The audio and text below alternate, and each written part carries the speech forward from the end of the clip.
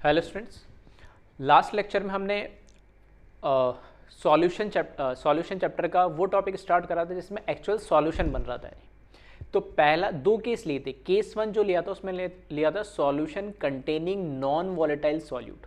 एक सॉल्यूट था, एक सॉल्वेंट था, और उसमें जो सॉल्वेंट था वो तो वॉलेटाइल था, मतलब उसकी वजह से तो वेपर्स बनेंगे, तो वेपर प्रेशर आएगा, लेकिन सॉल्यूट की वजह से नहीं आएगा। ठीक है, बट अगर मैं यहाँ पर बात करूँ, ठीक है, बट अगर मैं यहाँ पर बात करूँ तो केस टू में हमारे पास ऐसा सॉल्यूशन है जिसमें सॉल्यूट और सॉल्वेंट दोनों ही कंपोनेंट कैसे हैं, वॉलेटाइल इन नेचर है। ठीक है, सॉल्यूट और सॉल्वेंट दोनों ही कैसे है, कंपोनेंट वॉलेटाइल नेचर है, जबकि केस वन में सिर्फ सॉल्वेंट वॉलेटाइल था। तो वही लिखा है यहाँ पे, case two vapour pressure of solution containing volatile solute. Solvent by default हम मान के चल रहे हैं वो कैसा है, लिक्विड है, तो वॉलेटाइल हुआ है। तो दोनों केस में डिफरेंस ये है कि पहले केस में सॉल्यूट नॉन वॉलेटाइल था, उसकी वजह से कोई वेपर प्रेशर नहीं था, और केस टू जो हम पढ़ रहे हैं अभी, इसमें सॉल्यूट भी कैसा है, वॉलेटाइल है, इसकी वजह से भी वेपर प्रेशर होगा। चलिए, अब जैसे लास्ट लेक्चर में हमने केस वन को पढ़ा था, बिल्कुल सिमिलरली उसी के पैरेलल हम पढ़ रहे हैं। तो यहाँ मैंने लिखा कंपोनेंट, तो एक सॉल्यूट लिया और एक क्या लिया मैंने, सॉल्वेंट। सॉल्यूट को एजम्पशन जैसे लास्ट केस में मैंने बी माना था, तो यहाँ पे भी मैं बी मान रहा हूँ, और सॉल्वेंट को वहाँ मैंने ए माना था, तो यहाँ पर भी मैं क्या मान रहा हूँ, ए मान रहा हूँ। ठीक है, ताकि कोई एम्बिग्यूटी ना आ जाए, कोई कन्फ्यूजन ना हो। फिर सेकेंड पॉइंट लिखा मैंने फिजिकल स्टेट, क्योंकि इस बार मैंने मान लिया कि जो हमारा सॉल्यूट है वो भी कैसा है, वॉलेटाइल इन नेचर है, इसलिए जनरली हमने बोला जितने भी लिक्विड्स होते हैं वो वॉलेटाइल होते ही है, तो मैंने बोल दिया इसका फिजिकल स्टेट भी कैसा है, लिक्विड। सॉल्वेंट तो लिक्विड है क्योंकि वॉलेटाइल माना है हमने। फिर नेचर की अगर बात करूं तो हमने मेंशन कर दिया कि इस बार सॉल्यूट कैसा है, वॉलेटाइल, तो यहाँ पे मैं लिख दिया वॉलेटाइल, और सॉल्वेंट तो हमारा वॉलेटाइल है ही। फिर उसके बाद अगर हम बात करें, ठीक है, फिर वेपर प्रेशर की अगर हम बात करें तो वेपर प्रेशर मेरे को जो रिप्रेजेंट करना है सॉल्यूट का, वो वेपर प्रेशर जो रिप्रेजेंट करना है सॉल्यूट का, उसको मैंने लिखा पी, ऊपर नॉट लगाया और नीचे बी। पी बताता है वेपर प्रेशर, इस चैप्टर में वेपर प्रेशर को हम कैपिटल पी से रिप्रेजेंट करेंगे। नीचे सबस्क्रिप्ट में उस कंपोनेंट या उस सब्सटेंस का नाम लिखेंगे, तो यहाँ मैंने सॉल्यूट को बी बोला है तो बी लिखा, और यहाँ नॉट लगा दिया। ठीक है, नॉट लगा दिया मतलब प्योर फॉर्म का, मतलब सिर्फ उसके अंदर 20 कंपोनेंट है और कोई दूसरे पार्टिकल्स नहीं है।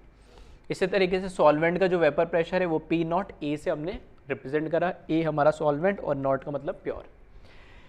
देन मोल्स की अगर बात करें तो इसके मोल्स को मैंने एन, नंबर ऑफ मोल्स को रिप्रेजेंट करने के लिए जल्दी एन यूज़ करते हैं, और यहाँ पर ठीक है बी से इसके सबस्क्रिप्ट में लिखा है कि मतलब बी कंपोनेंट के ये मोल्स है, इसी तरीके से एन है इसके मोल्स है सॉल्वेंट की। ठीक है, तो कंपोनेंट में सॉल्यूट और सॉल्वेंट की बात हुई, उनकी physical state, nature, vapour pressure, moles, और लास्ट पॉइंट हमने इसमें लिखा मोल फ्रैक्शन। ठीक है, तो मोल फ्रैक्शन जो है वो मोल फ्रैक्शन हमने क्या करा, बी के मोल फ्रैक्शन को एक्स भी माना है, तो बी के moles divide by total moles, क्योंकि दो ही कंपोनेंट है, अगर ए के मोल्स मुझे कैलकुलेट करना है एक्स से माना, तो एन ए के moles divide by total moles. ठीक है, तो सेम तरीके से हमने लिखा है जैसे लास्ट केस में हमने करा था। ठीक है, तो पहले इतना आप कॉपी कर ले एक बार वीडियो पॉज करके।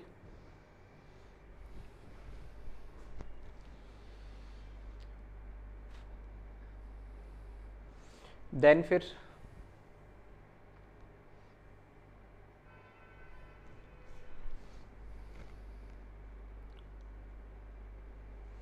चलिए, इसको कॉपी करने के बाद अब बढ़ते हैं हम आगे। इसमें एक अजम्पशन माना है, जो कि ऐसा कोई अजम्पशन हमने केस वन में नहीं माना था। रीज़न क्या है, क्योंकि केस वन में हमने बोला कि जो सॉल्यूट था वो नॉन वॉलेटाइल था, तो उसकी वजह से तो कोई वेपर्स बन ही नहीं रही थी, तो वेपर्स नहीं बन रही थी, उसको कोई वेपर प्रेशर भी नहीं होगा।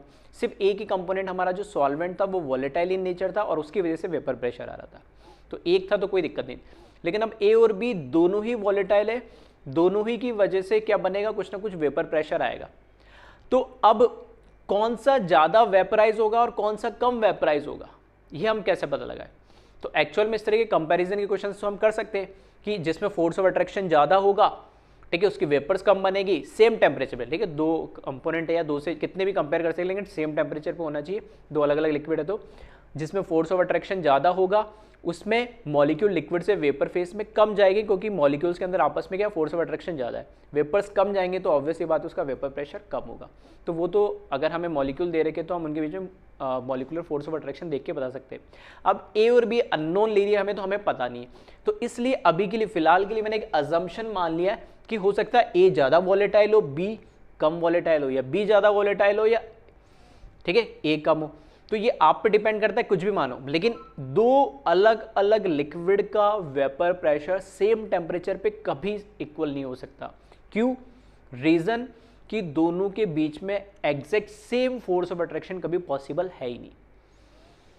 अगर दो मॉलिक्यूल सेम होंगे मतलब क्या होगा, मॉलिक्यूलर फॉर्मूला सेम हो जाएगा, और मॉलिक्यूलर फॉर्मूला अगर अलग अलग है तो फोर्स ऑफ अट्रैक्शन कभी भी सेम नहीं होगा। अगर वीक वंडरवॉल फोर्सेज है तो हम किससे कंपेयर करते हैं, मॉलिक्यूलर फॉर्मूले से, और मॉलिक्यूलर फॉर्मूला सेम हो जाता है तो हम किससे कंपेयर करते हैं, सरफेस एरिया से, ठीक है, आइसोमेरिज्म का। अगर तो ये तो पॉसिबल है ही नहीं कि दो डिफरेंट लिक्विड हो और दोनों का फोर्स ऑफ अट्रैक्शन सेम हो और दोनों का वेपर प्रेशर सेम हो सेम टेम्परेचर पे, ठीक है। हाँ, अलग अलग अगर मैं बोल रहा हूँ ए सब्सटेंस का 25 डिग्री पे और बी सब्सटेंस का 30 डिग्री पे, तब दोनों का वेपर प्रेशर सेम हो सकता है, लेकिन सेम टेम्परेचर पे दो डिफरेंट लिक्विड का वेपर प्रेशर कभी सेम नहीं हो सकता, क्योंकि उस सेम टेम्परेचर पे दोनों लिक्विड के बीच में सेम फोर्स ऑफ अट्रैक्शन कभी एग्जिस्ट नहीं कर सकती, ठीक है।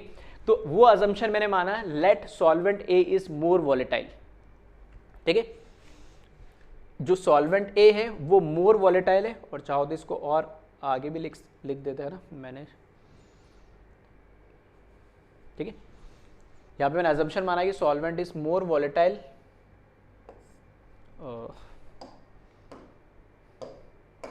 ठीक है देन बी कर देता हूँ, ठीक है, देन बी मतलब सॉल्यूट से। तो ये मैंने अजम्पशन मान लिया। इसमें अजम्पशन में आप कुछ भी मानो कोई फर्क नहीं पड़ता, सॉल्यूट को ज़्यादा वॉलेटाइल मान लो ए से सॉल्वेंट से, या सॉल्वेंट को ज़्यादा वॉलेटाइल मानो सॉल्यूट से, कोई फर्क नहीं पड़ेगा, एक अजम्पशन एक, बस दोनों का सेम नहीं होना चाहिए। तो यहाँ के लिए मैं यहाँ पे मैंने let solvent is more volatile than B जो हमारा सॉल्यूट है, ये मैंने अजम्पशन माना। अब बात करते हैं इसमें वेपर प्रेशर की, ठीक है। चलिए, पहला जो कंटेनर है, पहले कंटेनर में आप देखोगे यहाँ पर इसमें मैंने सॉल्वेंट ए लिया है पहले कंटेनर में, इसके पार्टिकल्स को मैंने ब्लू कलर से दिखाया है। इधर यहाँ से नीचे लिक्विड फेस में तो ऐसे बहुत सारे पार्टिकल्स होंगे, नीचे मैंने सिर्फ टॉप लेयर दिखाई है, क्योंकि ये वॉलेटाइल है तो कुछ ना कुछ वेपराइज होगा, जो भी हमारा टेम्परेचर होगा। फॉर एग्जांपल मैंने जो भी माना अभी रूम टेम्परेचर, तो कुछ ना कुछ इसके पार्टिकल्स, कुछ ना कुछ मॉलिक्यूल्स, एटम वेपराइज होकर किस में जाएंगे, वेपर फेस में। तो ये हमारे वेपर है, और वेपर फेस में अभी क्योंकि प्योर लिक्विड ए है, प्योर सॉल्वेंट ए है, तो इसका वेपर प्रेशर क्या, P0 A है, ठीक है, जो हमने अजम्पशन अभी माना था। इसी तरीके से दूसरे कंटेनर के अंदर हमारे पास सॉल्यूट बी ले रखा है, ये टॉप लेयर बना रखी है मैंने पिंक कलर से इसकी, और ये हमारा क्या है, लिक्विड फेस है, क्योंकि इस बार ये भी वॉलेटाइल है। केस 1 के अंदर ये वॉलेटाइल नहीं था, तो यहाँ पे कोई वेपर्स भी नहीं बन रही थी, लेकिन इस बार ये भी वॉलेटाइल है, तो वेपर यहाँ पे भी इसकी बन रही, और इसका जो वेपर प्रेशर है वो P0 B है। फिर जब दोनों को मैंने मिक्स कर दिया, ठीक है, दोनों को जब मैंने मिक्स कर दिया तो दोनों मिलके क्या बनाएंगे, एक सॉल्यूशन बनाएंगे। और सॉल्यूशन कैसा होता है, होमोजीनियस इन नेचर होता है, that means uniformly distributed particles होते हैं थ्रू आउट द सॉल्यूशन। तो एक ब्लू, एक पिंक, ब्लू पिंक, इस तरीके से ऑल्टरनेट मैंने बना दिया, मतलब यूनिफॉर्मली डिस्ट्रीब्यूटेड। और फिर से मैंने टॉप लेयर बनाई, क्योंकि ये लिक्विड है हमारा, सॉल्यूशन जो बना A + B दोनों को मिक्स करने के बाद जो सॉल्यूशन बना है वो लिक्विड फॉर्म में। और क्योंकि इस बार हमारे पास सॉल्वेंट भी वॉलेटाइल है, वो भी वेपर्स बनाएगा, और हमारा सॉल्यूट भी वॉलेटाइल है, वो भी वेपर बनाएगा, तो हमें वेपर फेस में देखोगे तो A के भी पार्टिकल्स मिल रहे हैं और B के भी पार्टिकल्स मिल रहे हैं। ये लिक्विड है सॉल्यूशन का, और यहाँ पे ये जो ये क्या वेपर फॉर्म है सॉल्यूशन का, और इसका जो प्रेशर है उसको मैंने कैपिटल P नाम दिया। सिर्फ केस 1 में हमने इसको PA नाम दिया था, उसका रीजन मैंने बताया था, क्योंकि सिर्फ A की वजह से सॉल्यूशन के अंदर वेपर प्रेशर आ रहा है, लेकिन यहाँ पर A और B दोनों की वजह से प्रेशर, वेपर प्रेशर बन रहा है सॉल्यूशन का, इसलिए A या B नहीं लिखा, मैंने सिर्फ P लिख दिया है, ठीक है। तो ये हुआ सिंपल रिप्रेजेंटेशन। अब थोड़ा सा बस इसमें ध्यान से देखो, थोड़ी छोटी छोटी चीज़ें, ठीक है, बस थोड़ा सिंप्लिसिटी के लिए मैं बता देता हूँ, वैसे कोई फर्क नहीं पड़ता। यहाँ पे देखोगे तो एरो की जो साइज़ देखोगे ना थोड़ी सी बड़ी है, यहाँ पे जो एरो लगा है, मैंने बोला कि वेपराइज होंगे तो इनकी साइज़ थोड़े से देखोगे एरो की साइज़ छोटी है। इससे बस मैं ये रिप्रेजेंट करना चाह रहा हूँ कि जो मैंने अजम्पशन माना है कि जो सॉल्वेंट A है वो ज़्यादा वॉलेटाइल है, तो मैंने ज़्यादा बड़े बड़े एरोज लगाया, मतलब उसमें ज़्यादा मॉलिक्यूल्स जाएंगे वेपर फेस में। क्योंकि सॉल्यूट भी लेस वॉलेटाइल, इसलिए ये एरोज भी मैंने क्या रखे इसमें छोटे रखे, मतलब कम पार्टिकल्स वेपर फेस में जाएंगे। तो कम जाएंगे तो इनका वेपर प्रेशर भी क्या होगा, कम होगा। ये ज़्यादा जाएंगे तो इनका वेपर प्रेशर भी ज़्यादा होगा, क्योंकि मैंने इसमें ज़्यादा माना तो उसको बड़ा दिखाया। और फाइनल सॉल्यूशन में भी जब पार्टिकल्स दिखाया तो एक बड़ा एरो एक छोटा, बड़ा छोटा, इस तरीके से, मतलब वो उसका बता रहे वॉलेटिलिटी नेचर को बता रहे हैं। ठीक है, रिप्रेजेंट करने का थोड़ा सा मेरा समझाने का तरीका थोड़ा सा ऐसा है।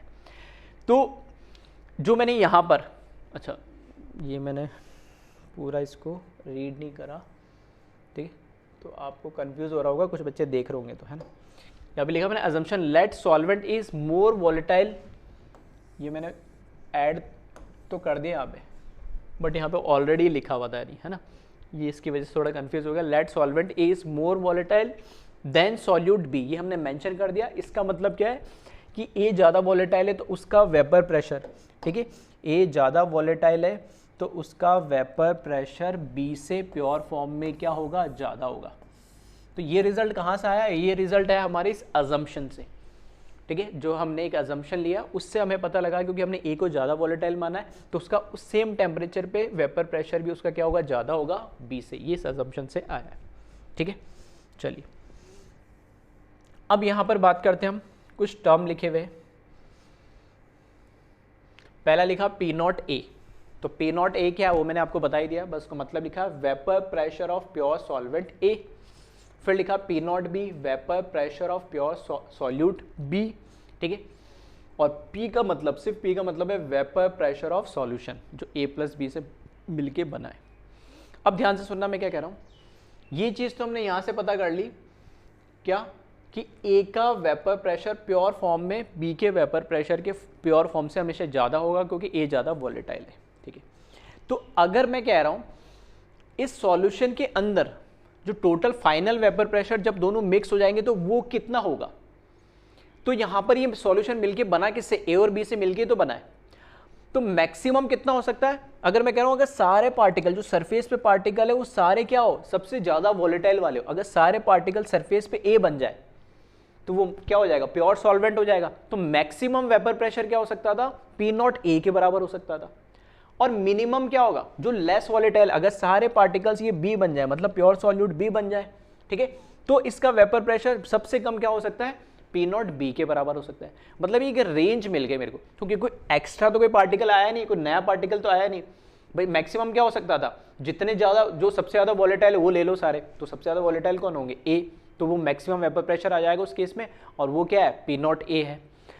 मिनिमम क्या हो सकता है, जो सबसे कम वॉलेटाइल है, तो सबसे कम वॉलेटाइल कौन से, वी, तो सारे पार्टिकल इसमें बी के ले लो, तो सबसे कम क्या हो जाएगा, पी नॉट बी। तो जो फाइनल सॉल्यूशन का वेपर प्रेशर होगा ना वो उसके रेंज के बीच में मिलेगा, क्योंकि कोई नया पार्टिकल तो नहीं है, वॉलेटाइल तो वही होने आपस में। तो P not A maximum value है, P not B minimum value है। जो फाइनल सॉल्यूशन का वेपर प्रेशर होगा वो पी नॉट ए और पी नॉट बी, मतलब ए के प्योर फॉर्म के वेपर प्रेशर से और बी के प्योर फॉर्म के वेपर प्रेशर के बीच में ही मिलेगा। मिनिमम बी और मैक्सिमम ए उसके बीच में होगा, इंटरमीडिएट। अरे बस में अगर वो उसके पी नॉट ए के बराबर आ गया, इसका मतलब सारे पार्टिकल ए हो गए, तो अब सॉल्यूशन थोड़ी बचा है, वो क्या बन गया, प्योर सॉल्वेंट बन गया। और बी के बराबर हो गया तब वो क्या बन जाएगा, उसमें फिर ए तो बचा ही नहीं, मतलब किसके बराबर हो गया, वो सॉल्यूट के बराबर हो गया, मतलब अब वो प्योर सॉल्यूट हो गया, सॉल्यूशन बचा ही नहीं। तो फाइनल जो दो वॉलेटाइल कंपोनेंट को जब आप मिक्स करोगे, सॉल्यूशन बनाओगे, तो उसका जो वेपर प्रेशर होगा वो दोनों इंडिविजुअल कंपोनेंट के प्योर फॉर्म के वेपर प्रेशर के इंटरमीडिएट होगा, कोई इंटरमीडिएट वैल्यू आएगी। क्लियर है, ठीक है। अब आए इसमें आगे, तो वही चीज मैंने लिखी है यहाँ पर, ठीक है। चलो इस तरीके से मैं लिख देता हूँ, ये जो वैल्यू है ये है मैक्सिमम वैल्यू, ये वैल्यू है मिनिमम वैल्यू, ठीक है। और जो वेपर प्रेशर आएगा सॉल्यूशन का वो इन दोनों के बीच में ही होगा, इंटरमीडिएटरी कोई हमें न्यूमेरिकल वैल्यू मिलेगी, ना तो इसके बराबर हो सकता है कभी, ना ही इसके बराबर होगा, इसके बीच में आएगा। अगर ये 100 एटीएम है, ये 50 एटीएम है, तो फाइनल सॉल्यूशन का वेपर प्रेशर 50 और 100 के बीच में मिलेगा। 99 हो सकता है लेकिन 100 नहीं हो सकता, और 51 हो सकता है, 50 नहीं हो सकता है। ठीक है, चलिए तो इसको एक बार कॉपी कर ले, ठीक है, ऊपर हो ही गया था। अजम्पशन से आप लिखना शुरू करें इसमें, ठीक है, थोड़ा सा ध्यान रखना, ये वाला टर्म इससे मिक्स मत करना, let solvent is more volatile than solute B, और इसी के आगे ही लिखना, फिर ये 3 कंटेनर बना के इसको कॉपी कर लेना। तो वीडियो पॉज करके इसको कॉपी कर लेना।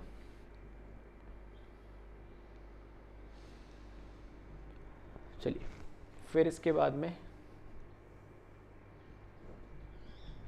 इसको कॉपी कर लें।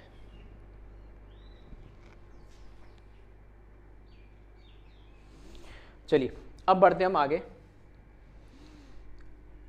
तो ये तो बात हुई कि हमने इन जनरल बात करा है कि वेपर प्रेशर किसके मिनिमम से मैक्सिमम वैल्यू क्या होगी। अब एक्चुअल में वेपर प्रेशर कैसे कैलकुलेट करेंगे हमें न्यूमेरिकली, ठीक है, वो हम देख रहे हैं। तो यहाँ पर एक चीज़ लिखी है मैंने, क्या, Dalton's law of partial pressure. Dalton's law of partial pressure कहाँ पढ़ा हमने? States of matter 11th class का जो 5th चैप्टर एनसीईआरटी का, उसमें हमने पढ़ा था Dalton's law of partial pressure. जब 2 या 2 से ज़्यादा गैसेस का मिक्सचर हो जाता है तब उसमें इंडिविजुअल गैसेस के हम प्रेशर को पार्शियल प्रेशर कहते हैं, ठीक है। तो उसके 2 स्टेटमेंट थे, उसी में से एक स्टेटमेंट ये है, total pressure exerted by non-reacting mixture of gases is equals to sum of partial pressure of individual gases। अब ये कहाँ बात हो रही है? ये बात हो रही है जब गैसेस क्या हो गई है, जब गैसेस क्या हो गई है, मतलब जो लिक्विड है वो इस फॉर्म की बात हो रही है, वेपराइज फॉर्म की। ये तो लिक्विड है सॉल्यूशन का, ये इसका क्या, वेपर फॉर्म है। तो वेपर फॉर्म में अब 2 एक तरीके से क्या मिल गई मुझे, वेपर फॉर्म के मतलब क्या होगा, 2 एक तरीके से मेरे को गैसेस मिल गई। तो अब इस वेपर फॉर्म की वो बात कर रहा है, ठीक है। तो वही बोला गया यहाँ पे कि total pressure exerted by non reacting mixture, ठीक है। नॉन रिएक्टिंग होनी चाहिए, रिएक्ट कर जाएगी तो ऑब्वियसली बात है कुछ नया पार्टिकल, नंबर ऑफ पार्टिकल बढ़ जाएंगे, कम हो जाएंगे, तो नॉन रिएक्टिंग होनी चाहिए वो, ठीक है। तो total pressure exerted by non reacting mixture of gases is equals to sum of partial pressure of individual gas. जो दोनों कंपोनेंट की वजह से जो हमारी वेपर्स बनी है, अब उसको हम कैसे ट्रीट कर रहे हैं, गैस की जैसे ट्रीट कर रहे हैं, और उसका जो टोटल प्रेशर होगा वो किसके बराबर होगा, वो इंडिविजुअल जो कंपोनेंट है उसके इंडिविजुअल कंपोनेंट के पार्शियल प्रेशर के सम के बराबर। मतलब ए के जितने भी पार्टिकल लिक्विड से वेपर में बने वो कितना प्रेशर डाल रहे हैं, प्लस बी के पार्टिकल जो भी वेपर में कन्वर्ट हुए वो कितना प्रेशर डाल रहे हैं, दोनों के प्रेशर को हम क्या कर देंगे, समेशन कर देंगे, और यही क्या कहलाता है, Dalton's law of partial pressure, ठीक है। तो वहीं पे लिखा है यहाँ पे, दैट इज, नोटेशन में इसको लिखा है P, that means total pressure, और P को ही तो हमने रिप्रेजेंट करा था यहाँ पे, ठीक है। ये देख सकते हो यहाँ पर ये जो P लिखा है यही क्या है, वेपर प्रेशर है इसका P, और अभी हमने वो, ठीक है, नीचे लिखा भी था। तो P equals to PA plus PB। अभी तक मैंने P0A और P0B लिखा था, P और PB नहीं आया, ये फिर से नया टर्म है, P और PB क्या है। बट केस 1 को थोड़ा सा याद करोगे तो उसमें हमने एक P0A लिखा था और एक PA लिखा था। P0A तो हमने बोला था vapour pressure of pure solvent A, और PA का वहाँ मतलब था वेपर प्रेशर ऑफ सॉल्यूशन भी बोला था, और हमने ये भी बोला था vapour pressure of A in solution, solution के अंदर A की वजह से कितना वेपर प्रेशर है, सेम वही मतलब है, ठीक है। तो यहाँ पर PA हमने जो लिखा है, ठीक है, PA जो लिखा है हमने, PA का मतलब क्या, vapour pressure of solvent A in solution, same जो चीज हमने केस 1 में लिखा था, क्योंकि अब यहाँ पे B भी खुद कैसा वॉलेटाइल, और इसकी वजह से भी क्या आएगा, वेपर प्रेशर। तो वही लिखा है यहाँ पे, vapour pressure of solute B in solution, क्योंकि दोनों ही क्या है, लिक्विड है, ठीक है। तो PA का मतलब है, P नॉट लगाता है तो मैं बोल रहा हूँ नॉट हमेशा प्योर फॉर्म की लगाते, तो अब ये प्योर नहीं, 2 मिक्स हो गए, तो A की वजह से कितना वेपर प्रेशर आ रहा है सॉल्यूशन में उसको हमने PA से रिप्रेजेंट करा, और B की वजह से कितना वेपर प्रेशर आ रहा है उसको हमने PB से रिप्रेजेंट करा है, ठीक है। तो PA और ये PB हो गई। अब बात करते हैं इसमें, ये तो हुआ PA और PB। अब ये PA और PB कैसे कैलकुलेट करेंगे? तो PA और PB को कैलकुलेट करने के लिए हमने लास्ट लेक्चर में पढ़ा था राउल्ट्स लॉ। राउल्ट्स लॉ क्या बोल रहा था? राउल्ट्स लॉ कहता है कि अगर हमारे पास, ठीक है, अगर हमारे पास mixture of non reacting mixture of gases है तो उसमें इंडिविजुअल गैसेस का जो पार्शियल प्रेशर होगा वो किसके प्रोपोर्शनल होगा? उसके मोल फ्रैक्शन के लिक्विड फॉर्म में। लिक्विड फॉर्म में जितना उसका मोल फ्रैक्शन ज़्यादा होगा उतनी ही उसकी वेपर्स ज़्यादा बनेगी। ये राउल्ट्स लॉ कहता है। उसी से हमने लिखा है Raoult's, according to Raoult's law PA, ये क्या है? Vapour pressure of A in solution, वो किसके प्रोपोर्शनल होगा? उसके मोल फ्रैक्शन के बराबर होगा लिक्विड फॉर्म में। ठीक है। फिर राउल्स लॉ से हमने ये के था, उस के को एक्स ए को क्या माना था हमने 1 मान के, ये फिर के जो कांस्टेंट था हमने पता करा था के क्या आता है, उसी लिक्विड का प्योर फॉर्म आता है, तो वही लिखा हमने P equals to P not A X A, last lecture में जैसे हमने करा था। सेम अब की बार बी भी कैसा आ गया, खुद वॉलेटाइल है तो इसकी वजह से भी पार्शियल प्रेशर होगा, तो इसका जो पार्शियल प्रेशर होगा वो किसके प्रोपोर्शनल होगा, उसके मोल फ्रैक्शन का प्रोपोर्शनलिटी कांस्टेंट आएंगे, तो के और वो के क्या बनेगा पी नॉट बी। तो यहाँ पे पी ए की वैल्यू मिल गई मुझे, vapour pressure of A in solution किसके बराबर होगा P not A into X A, और vapour pressure of B in solution किसके बराबर होगा P not B into X B. ठीक है, तो यहाँ से इसको मैंने दिया इक्वेशन नंबर सेकेंड, और यहाँ पर ठीक है जो डेल्टन्स लॉ से मुझे मिला था उसको दिया मैंने इक्वेशन नंबर 1, और इसके अकॉर्डिंग राउल्स लॉ के अकॉर्डिंग पी और पी बी की वैल्यू को मैंने दिया सेकेंड। तो बस मैंने कुछ नहीं करा, इस पी ए और पी बी की वैल्यू इसके अंदर पुट कर दी, मतलब यहाँ पी ए की जगह क्या लिखाऊंगा मैं P not A X A, और पी बी की जगह क्या लिखूंगा P not B X B. ठीक है, ये वैल्यूज यहाँ पे फ्रॉम फर्स्ट एंड सेकंड मैंने P A plus P B की जगह ये वैल्यू पुट करी, और ये हमें फाइनल डेरिवेशन आ जाएगा कि पी डेरिवेशन, ये फाइनल फार्मूला मिल जाएगा। फाइनल क्या है ये, total pressure of solution containing total pressure of solution containing volatile solute का प्रेशर क्या होगा P equals to P not A X A plus P not B X B. या तो पी ए पी बी की value direct मुझे दे रखी हो तो वहां से मैं दोनों को सम करके बता दूंगा, अगर डायरेक्ट नहीं दे रखी तो मैं क्या करूंगा, उनके ये पी नॉट ए और पी नॉट बी किसी भी पर्टिकुलर टेम्परेचर पे उनका कॉन्स्टेंट वेपर प्रेशर होगा, उसको इसके मोल फ्रैक्शन से मल्टीप्लाई करूंगा जो भी हमें सॉल्यूशन दे रखा होगा। ठीक है, तो ये तो हुआ फर्स्ट, इसको थोड़ा सा और आगे हम लेके चलते हैं। ठीक है, ये तो सबसे एक फॉर्मूला ये तो इंपॉर्टेंट है जो हमें वॉलेटाइल सॉल्यूट वाले सॉल्यूशन केस 2 के लिए याद रखना है। जैसे वहाँ हमने क्या याद रखा था, P A equals to P not A X A, ये कितना से फॉर्मूला था, इस केस में P A equals to P not A X A plus P not B X B, क्योंकि अगर मैं कहता हूँ पी नॉट बी की वैल्यू अगर जीरो कर दूँ, इसका मतलब क्या है कि जो हमारे पास जो सॉल्यूट है, उसका कोई वेपर प्रेशर होगा ही नहीं। तो अगर इसमें यहाँ पे पी नॉट बी की वैल्यू अगर मैं जीरो कर दूँ तो ये पूरा टर्म क्या हो जाएगा जीरो, और ये जीरो करने पे वापस ये किस में कन्वर्ट हो जाएगा, solution containing non volatile solute.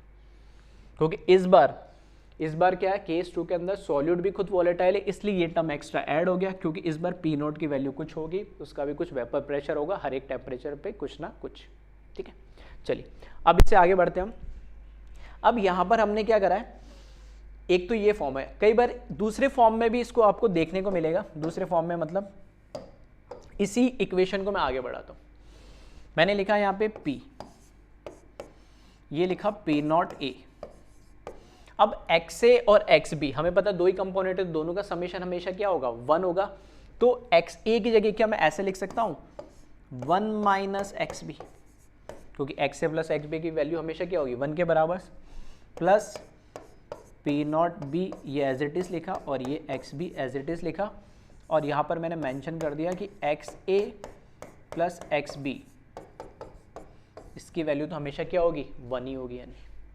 ठीक है, तो यहाँ पर XA की जगह मैंने क्या लिखा 1 माइनस XB।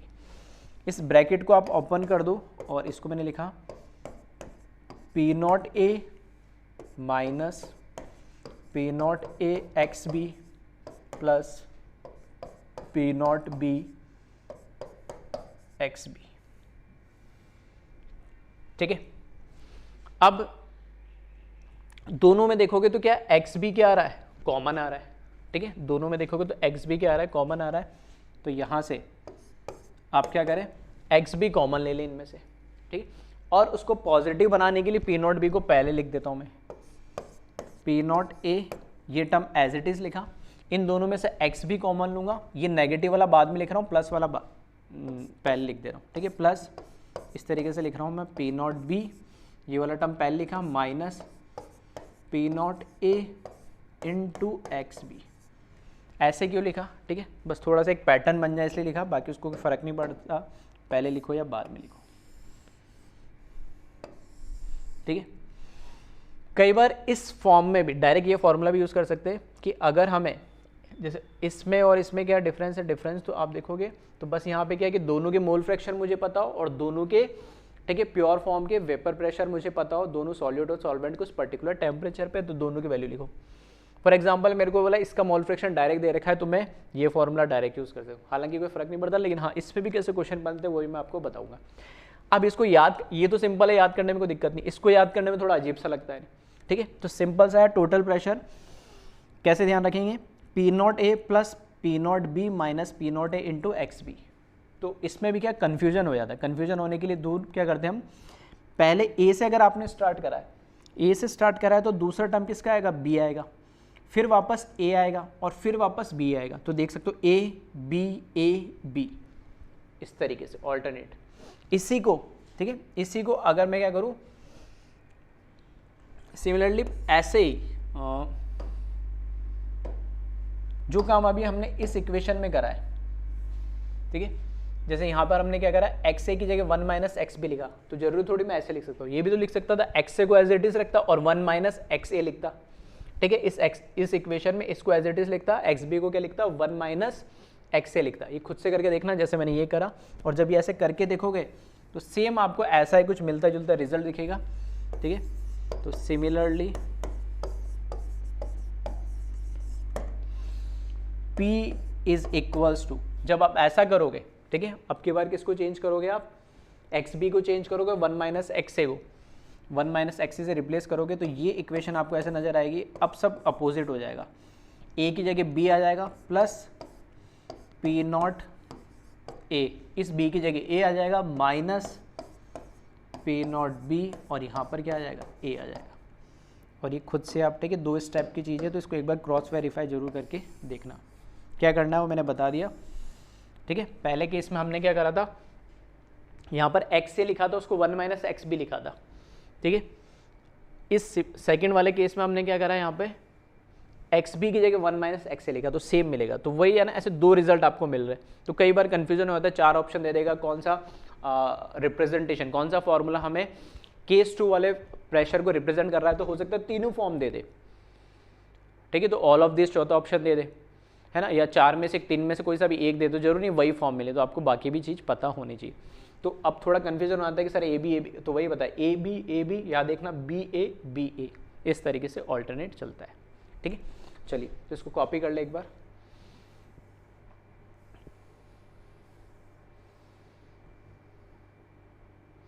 ठीक है। तो Dalton's law of partial pressure से आप कॉपी करें इसको,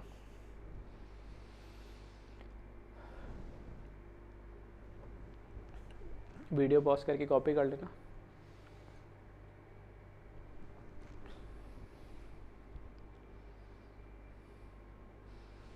ठीक है, तो इसमें जो अगर मैं बात करूँ तो 3 फॉर्मूले, पहला फॉर्मूला आप ये याद रखिएगा, फिर रिमेनिंग 2 फॉर्मूले आपको याद रखने हैं, और दोनों का पैटर्न मैंने बता दिया किस तरीके से आपको उसको याद रखना है।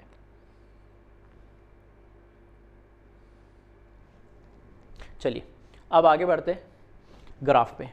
तो ऐसा ही ग्राफ, ठीक है, पैरेलल लाइंस के बीच में जो ग्राफ था, ऐसा ही ग्राफ हमने कहाँ पढ़ा था, हमने पढ़ा था केस 1 के लिए, ठीक है। तो सेम ऐसा ही ग्राफ हम केस 2 के लिए पढ़ेंगे। तो graph between vapour pressure and mole fraction, Y axis लिखा नहीं है, ठीक है, अभी मैं लिख दूंगा, वेपर प्रेशर को रिप्रेजेंट कर रहा है और एक्स एक्सिस मोल फ्रैक्शन को रिप्रेजेंट कर रहा है। और इसमें भी आप देखोगे, ठीक है, तो वापस सेम है, क्योंकि 2 ही कंपोनेंट है, एक्स और एक्स भी, तो दोनों मोल फ्रैक्शन का मैक्सिमम वैल्यू समेशन क्या हो सकती है, 1 हो सकती है। तो यहाँ से एक्स ए इस डायरेक्शन में बढ़ रहा है, तो यहाँ पे 0, और यहाँ मैक्सिमम वैल्यू उसकी 1, और यहाँ एक्स बी इस डायरेक्शन में राइट टू लेफ्ट बढ़ रहा है, तो यहाँ पे 0 से 1, ठीक है। तो दोनों का एरो किसी भी पर्टिकुलर पॉइंट पे हम देखेंगे, तो अगर लेफ्ट साइड से देखोगे तो वो उतना मोल फ्रैक्शन ए का बताएगा, और राइट साइड से देखोगे तो बी का बताएगा, ठीक। तो अब इसके लिए हमें ग्राफ प्लॉट करना है। तो यहाँ पे हम 3 ग्राफ बनाएंगे इस ए के अंदर, ठीक है, 3 ग्राफ बनाएंगे। तो पहला ग्राफ जो हम बनाने वाले टोटल प्रेशर वाला, टोटल प्रेशर ऑफ सॉल्यूशन का ग्राफ बनाएंगे हम वोलेटाइल सॉल्यूट के लिए। तो P equals to P not A X A plus P not B X P, ये हमने अभी डिराइव करा, ये बताया, ठीक है।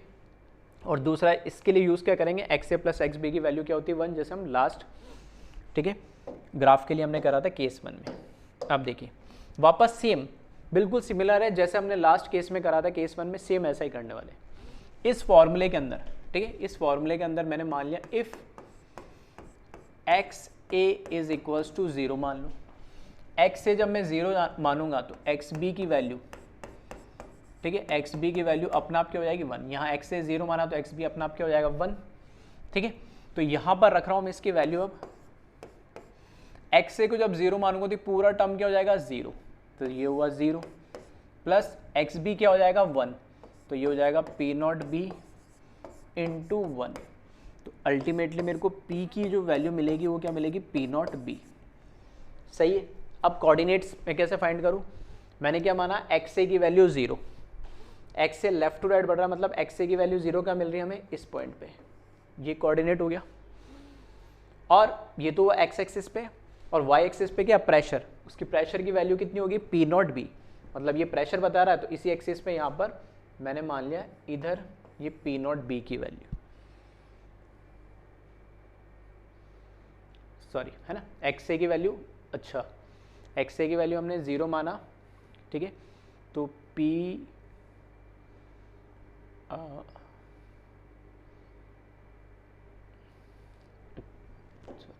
देखो एक्स ए की वैल्यू जब मैंने 0 माना तो ये तो एक्स है, यहाँ पे 0 है।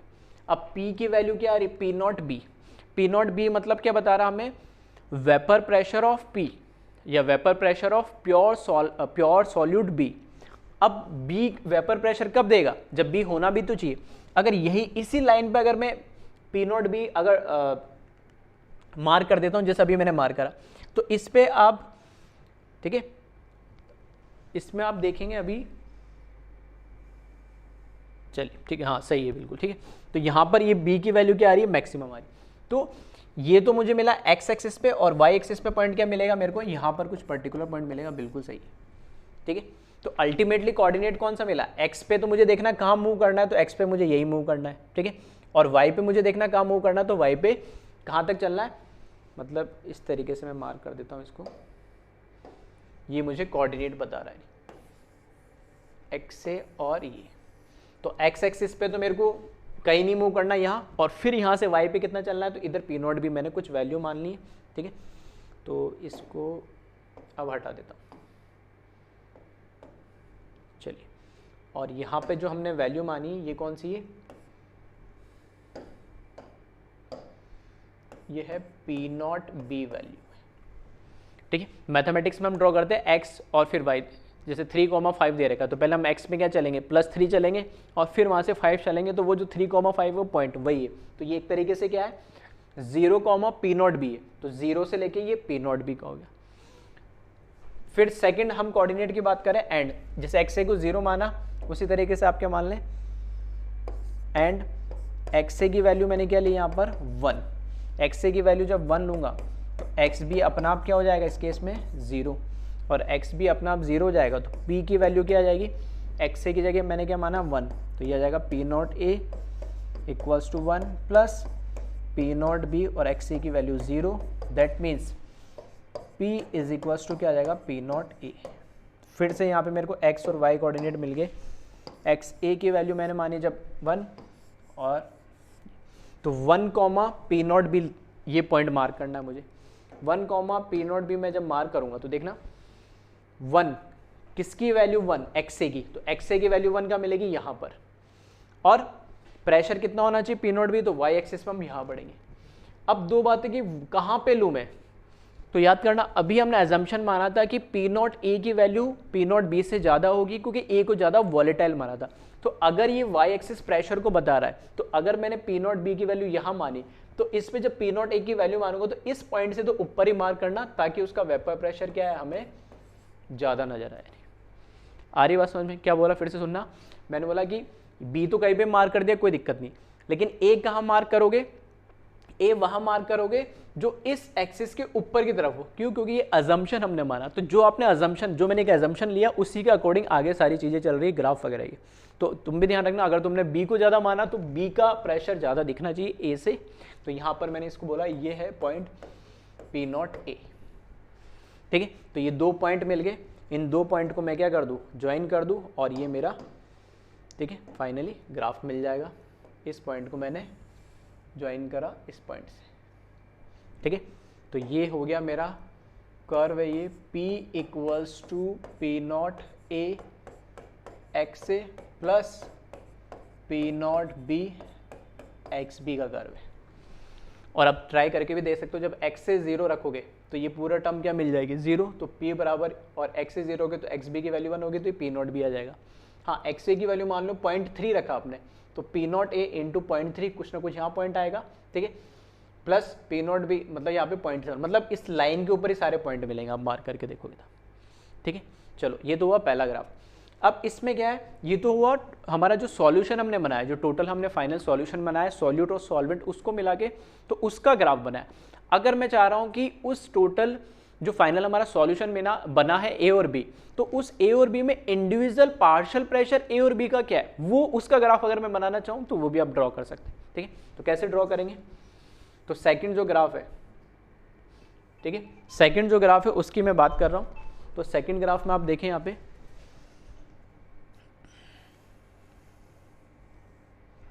ठीक है, सेकंड जो ग्राफ है वो ड्रॉ कर रहा हूं मैं पी ए के लिए।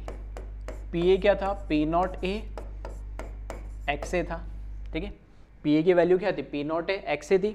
तो यहां पर सेम चीज है, जब मैंने इफ एक्स ए की वैल्यू क्या रखे, आप 0 रख लो, तो डायरेक्ट लिख रहा हूं, एक्स बी की तो जरूरत है नहीं, तो जब एक्स ए की वैल्यू 0 रखूंगा तो पी ए की वैल्यू क्या मिल जाएगी मुझे 0। तो कोऑर्डिनेट क्या मिल रहा है मेरे को 0,0। दूसरा कोऑर्डिनेट भी लिख देता हूं मैं। और अगर एक्स ए की वैल्यू मैंने 1 अज्यूम कर ली, तो यहाँ पर पी ए की वैल्यू क्या आएगी, 1 अज्यूम करी तो यहाँ 1 रखेंगे, तो ये किसके बराबर आ जाएगा, पी नॉट ए के बराबर आएगा। तो अब की बार कोऑर्डिनेट मिला मुझे 1, पी नॉट ए।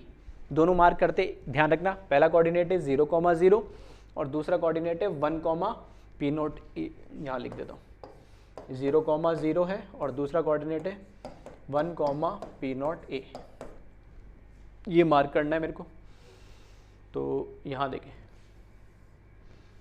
ठीक है, इसी ग्राफ में, तो यहाँ देखें 0,0 ये हो गया पॉइंट, और क्या था 1, एक्स ए की वैल्यू 1, पी नॉट ए, मतलब ये वाला पॉइंट हो गया।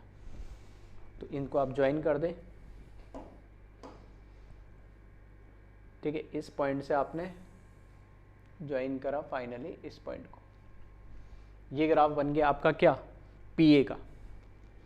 तो ये ग्राफ कर्व बन गया आपका P A is equals to P not A X A का कर्व, ठीक है। तो किस तरीके से बनाया वो देख लेना। चलिए, उसके बाद सिमिलरली इसी तरीके से चाहो तो वीडियो पॉज करके खुद से आप ट्राई कर सकते हो।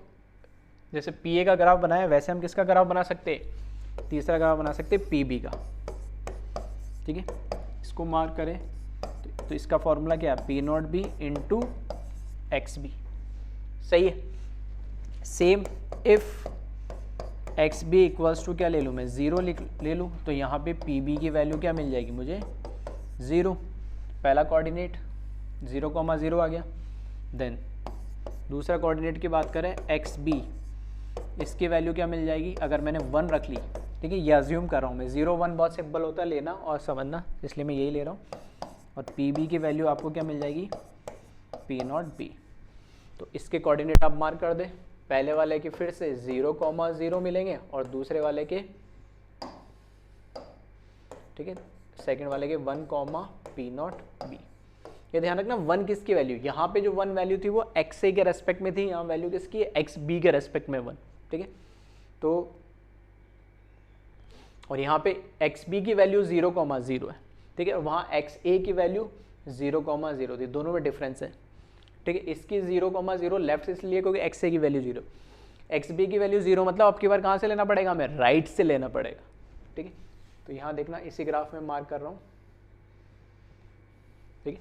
पहला मिला मुझे एक्स बी के रेस्पेक्ट में 0,0, तो ये पॉइंट हो जाएगा, ठीक है, एक्स बी के रेस्पेक्ट में 0,0, फिर एक्स बी के रेस्पेक्ट में 1, पी नॉट बी, तो ये तो एक्स बी हुआ, यहाँ पे एक्स बी साइड बढ़ रहा है तो एक्स बी हुआ 1 और ये हुआ पी नॉट बी, तो ये पॉइंट हुआ, ठीक है। तो इसको अभी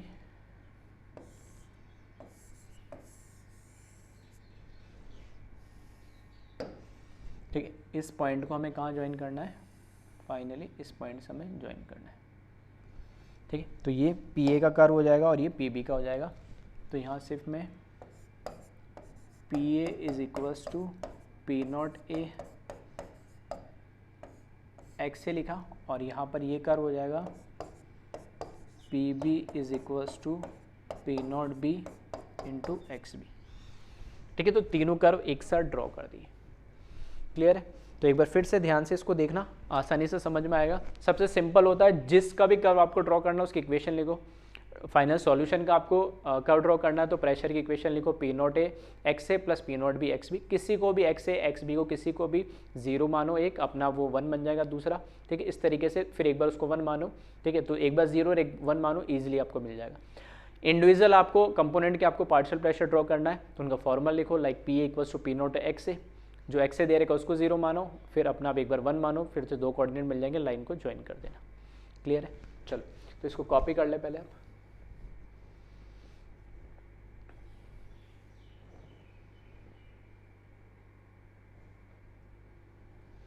ठीक है, इतना कॉपी करें।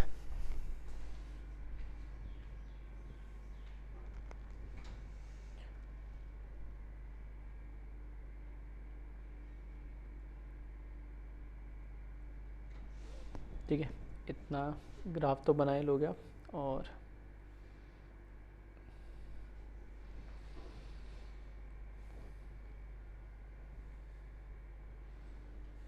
ठीक है, देन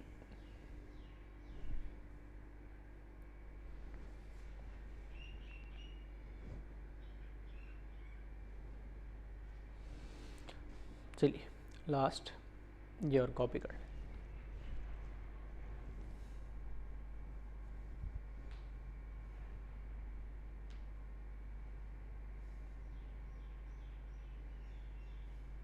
चलिए, तो ये तो हुआ ग्राफ के बाद। अब बात करते हैं हम आगे, इस पर न्यूमेरिकल देखते हैं किस तरह क्वेश्चन आते हैं। तो एक सिंपल सा क्वेश्चन लिया और वो मैं जो आपको दूसरा फॉर्म था उसी को समझाने की कोशिश करता हूँ इस क्वेश्चन। तो क्वेश्चन दे रखा है, vapour pressure of solution containing 2 volatile component A and B is given by. ठीक है, पहली बात तो क्वेश्चन को ध्यान से पढ़ना, क्योंकि अब केस 1 केस 2 दोनों पढ़ लिए तो एग्जामिनर इस तरीके से लिख के नहीं देगा, वो सिर्फ लिख के देगा लैंग्वेज में, तो आपको पढ़ के उसको अंडरस्टैंड करना पड़ेगा कौन सा केस है। तो इस बार इसमें साफ बोला है, वेपर प्रेशर ऑफ सॉल्यूशन का वेपर प्रेशर बोला कंटेनिंग 2 वॉलेटाइल कंपोनेंट। उस सॉल्यूशन में जो दोनों कंपोनेंट है दोनों कैसे है? वॉलेटाइल। ठीक है, हमें नहीं पता लेकिन उसने ए और बी नाम दे दिया, इज गिवन बाय। उस सॉल्यूशन का वेपर प्रेशर के लिए एक इक्वेशन दे दी, ये उस वेपर का उस सॉल्यूशन का ये वेपर प्रेशर है फाइनल। तो P equals to 5.3 minus 2.3 into XP, where XB is mole fraction of B, then calculate vapour pressure of pure solvent A and B। XP जो इस इक्वेशन में दे रखा है ये तो है उसका टोटल प्रेशर जो उसने बोल दिया P, XB इसने बोला B का मोल फ्रैक्शन है। तो फिर इसने क्वेश्चन ये पूछा है कि आप बताएं जो हमारा फाइनल जो सॉल्यूशन बना है ए और बी को ऐड करने से, तो उसमें इंडिविजुअल ए का जब वो प्योर फॉर्म में था तो उसका वेपर प्रेशर कितना था, और बी जब इंडिविजुअली प्योर फॉर्म में था तब उसका वेपर प्रेशर कितना था। ठीक है, तो इसने वही लिखा, calculate vapour pressure of pure solvent A and B. ठीक है, मतलब जो भी होगा एक सॉल्वेंट होगा या एक, ये इसको और करेक्ट कर लेते हैं थोड़ा सा, सॉल्वेंट की जगह इसको क्या लिख देता हम, प्योर कंपोनेंट लिख देते हैं। ठीक है,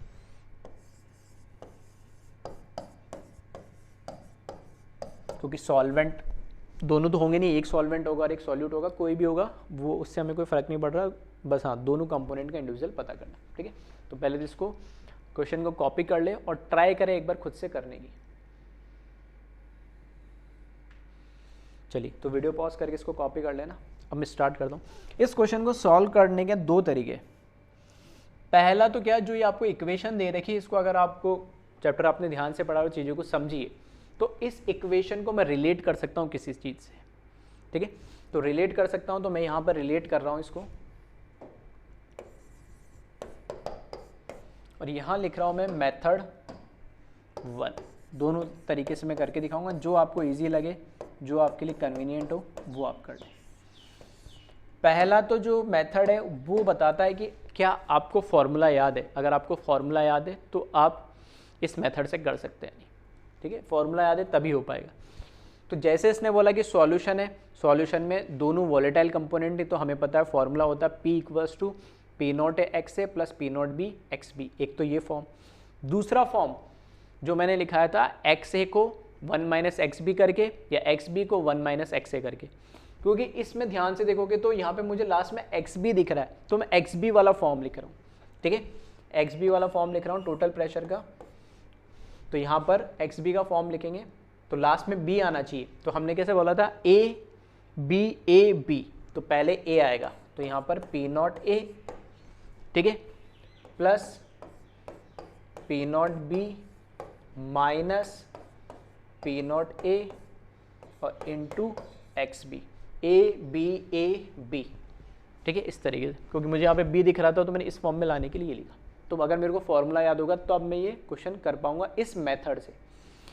अब मेरे को फॉर्मूला याद हो गया तो मैं अब इसको कंपेयर कर सकता हूँ, इस इक्वेशन को इस फॉर्मूला जो हमें दे रखा है टोटल प्रेशर से, इससे कंपेयर कर रहा हूँ, क्योंकि ये भी एक ऐसे सॉल्यूशन का फॉर्मूला है जिसमें दो कंपोनेंट होते हैं, दोनों वॉलेटाइल होते हैं, और ये भी प्रेशर दे रखा उस सॉल्यूशन का जिसमें दो कंपोनेंट दोनों वॉलेटाइल है। तो कंपेयरिंग करेंगे तो एक्स बी के आगे जो लिखा है वो 2.3 वो इसकी वैल्यू बता रहा है, ठीक है, बट फॉर्मूले में माइनस नहीं आता है, फॉर्मूले में माइनस नहीं आता है, तो इस माइनस को क्या करें आप इस 2.3 के साथ ले लो, उसको प्लस बना दें यानी, और ये जो आगे लिखा हुआ ये पी नॉट ए हो जाएगा, ठीक है।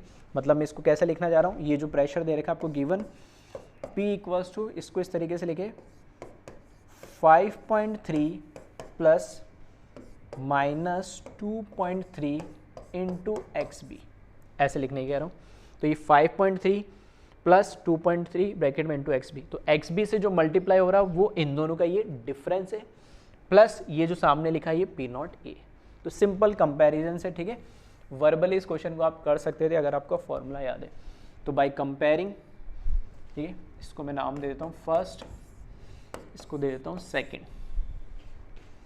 तो बाय कंपेयरिंग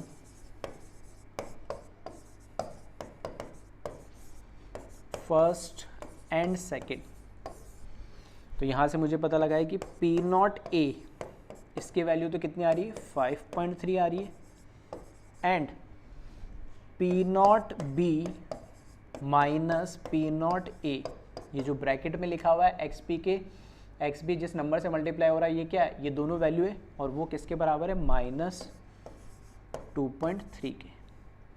तो पी नॉट ए की वैल्यू तो डायरेक्ट मुझे पता लगी, ए का vapour pressure of pure component ए इस 5.3 जो भी यूनिट दे रखे होगी MMHg ATM वगैरह जो भी बार है ना, और यहाँ P not B minus P equals to -2.3, तो पी मुझे पता लग गया, तो बस इसको सॉल्व कर लिया।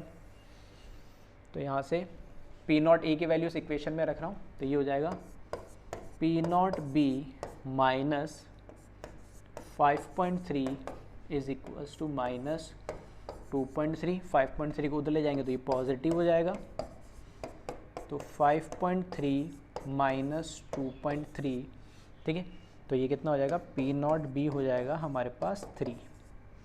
तो यहाँ से मुझे दोनों वैल्यूज़ पता लग गई, 3 यूनिट देख लेना क्वेश्चन में जो भी दे रखी है उसके अकॉर्डिंग या ऑप्शन में जो भी दे रखा हो, ठीक है। तो 5.3 और 3 ये इसके क्या आ गया, मेरे पास आंसर आ गया। ये तो हुआ मेथड 1। मेथड 2 क्या है, मान लो अगर आपको फॉर्मूला याद ना हो, ठीक है, मान लो अगर फॉर्मूला याद ना हो तो भी परेशान होने की ज़रूरत नहीं है। हाँ, चैप्टर थोड़ा बेसिक आपने पढ़ा हो समझा हो तो फिर भी आप इस क्वेश्चन को सॉल्व कर सकते हैं, ठीक है। कैसे,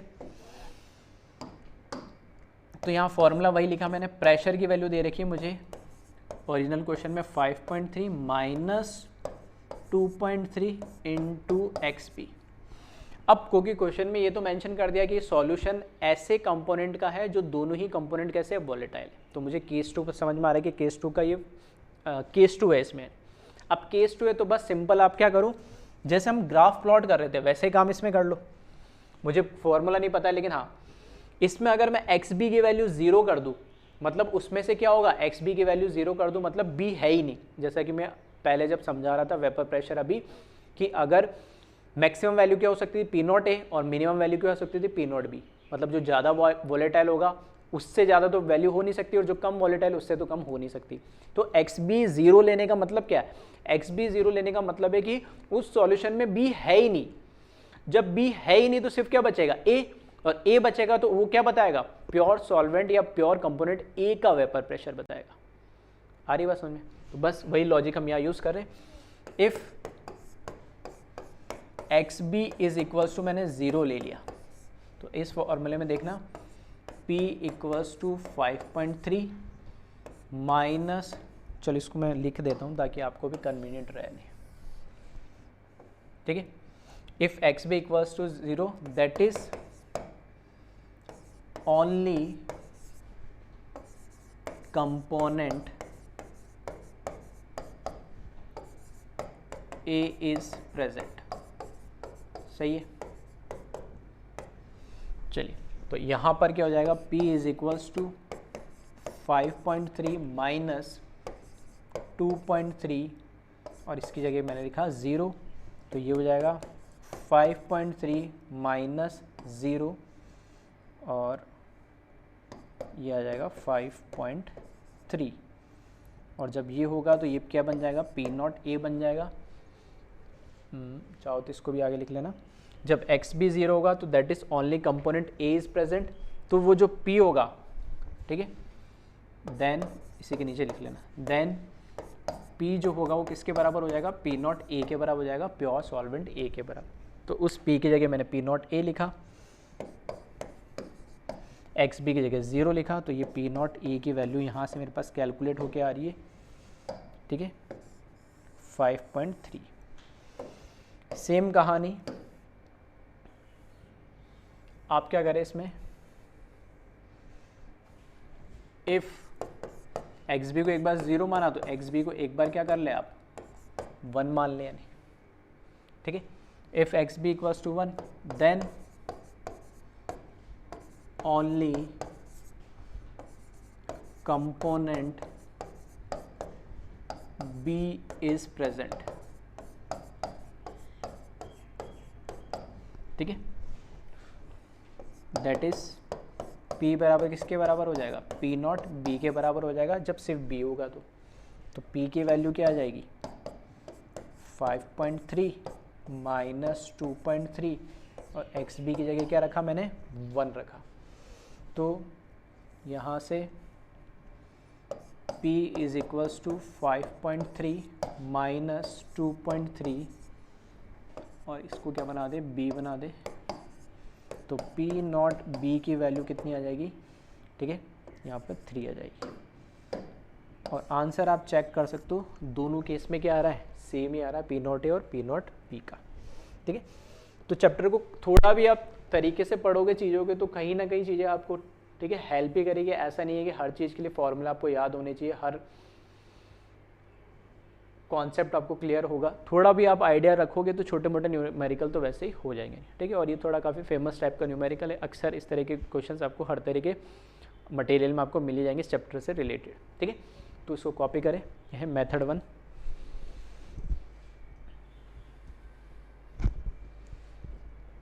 वीडियो पॉज करके कॉपी कर लेना।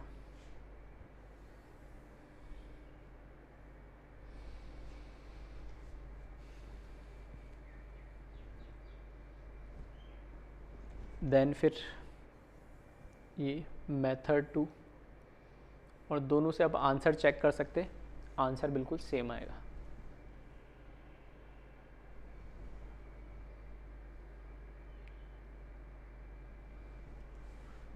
चलिए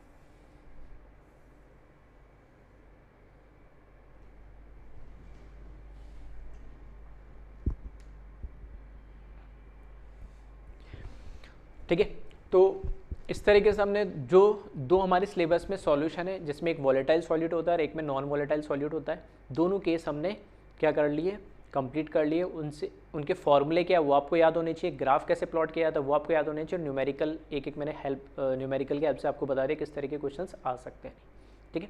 तो हमेशा ये कभी आपको गिवन नहीं होगा, क्वेश्चन पढ़ के आपको, ठीक है, प्रॉब्लम को पढ़ के, लैंग्वेज पढ़ के ये आपको समझना होगा कि कौन सा केस है।